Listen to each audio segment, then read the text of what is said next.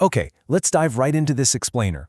If you follow East Africa's tech scene at all, you know AI is literally the ultimate buzzword right now. Everyone is talking about it. But we really need to separate the hype from the actual on-the-ground reality. Today, our goal is to completely demystify AI implementation in Kenya. We're drawing entirely on real-world data and a super fascinating case study directly from AI Consultancy Kenya to figure out exactly why these systems crash and burn, and more importantly, how organizations actually get them to work. 60%. Yep, that's not a typo. According to research by the Communications Authority of Kenya, that is the shocking failure rate of AI projects in the country. 60% of them just fail to deliver their expected results. That is a massive failure rate, right? Especially when you contextualize it with data from the Kenyan National Bureau of Statistics. They're showing that the ICT sector is actually booming at an impressive average annual growth rate of 10%. So the enthusiasm is totally there, the growth is there, but the execution, well, it's falling flat for the majority. But hey, before we dissect these failures, let's do a really quick level set. At its core, AI simply refers to using computer systems to perform tasks that typically require human intelligence. It sounds highly advanced, like sci-fi, right? But the foundational reasons these systems are failing aren't actually rooted in complex coding errors. Nope.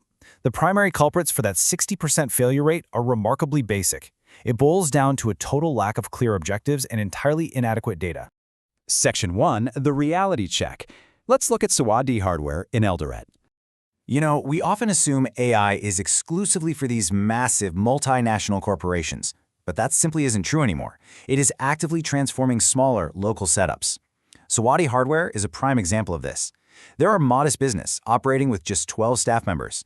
And this brilliantly illustrates the kind of transformation that's possible when AI is done right. Before AI, get this, they were suffering from stockouts 3 times a month, alongside significant losses from overstocking. They were literally bleeding revenue through inefficiency. But after a 16-week project to develop a custom AI model to optimize their inventory, their stockouts dropped to just once a quarter. That is an incredible return on investment, leading to major cost savings for a 12-person team. Now, obviously, this success wasn't just magic. Zawadi faced very real hurdles to get there. They had to overcome serious data quality issues, which honestly is incredibly common. But perhaps even more challenging, they faced active resistance from some staff members who were deeply hesitant to adopt this new technology. Because at the end of the day, a piece of tech is really only as good as the people willing to use it. To solve their inventory nightmare, Zawadi utilized machine learning, which basically means training models on data to make predictions or decisions. They needed the computer to predict customer demand based entirely on historical data. But here's the catch. A predictive model like this relies entirely on the quality of the information you feed it. This demonstrates exactly how vital clean, accurate data is to predictive technology. If you feed it garbage, well, it's going to give you garbage predictions right back. Which brings us to Section 2, the blueprint, 6 steps to AI success. So the crucial point is, how do you ensure you don't become part of that 60% failure rate? It comes down to following this strict 6-step structured approach. First off, define clear objectives and goals. What specific problem are you actually solving? Second, and honestly, this is where most folks fail, assess your data quality and quantity.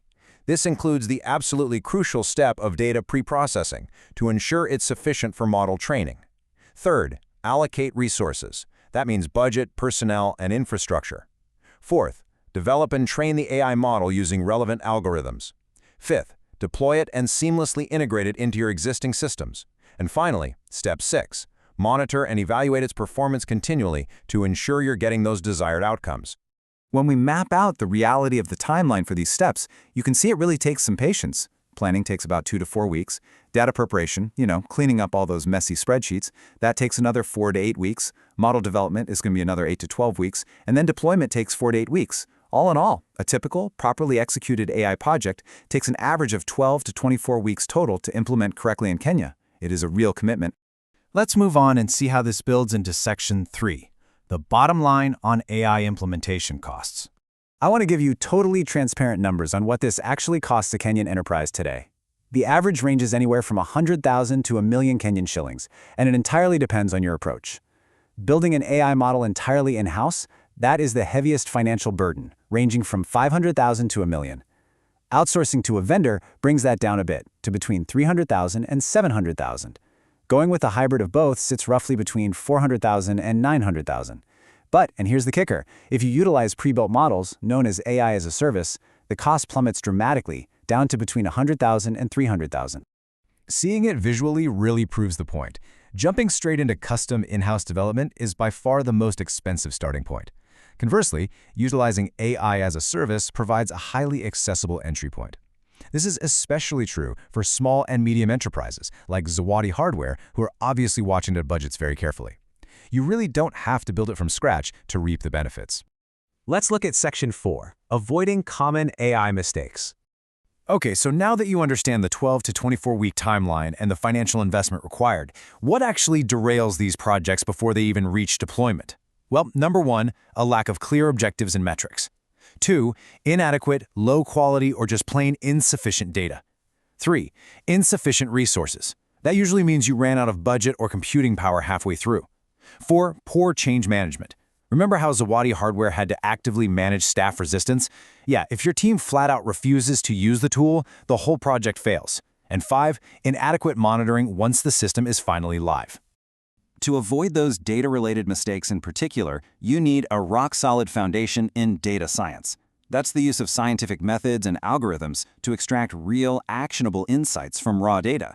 Because this requires such incredibly specific expertise, working with an experienced consultancy significantly increases your chances of a successful rollout.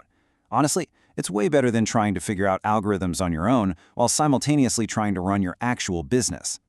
Which brings us to our conclusion, and really, the core question you need to ask yourself. Now, what's really interesting about this is it challenges you directly. Is your business ready for AI?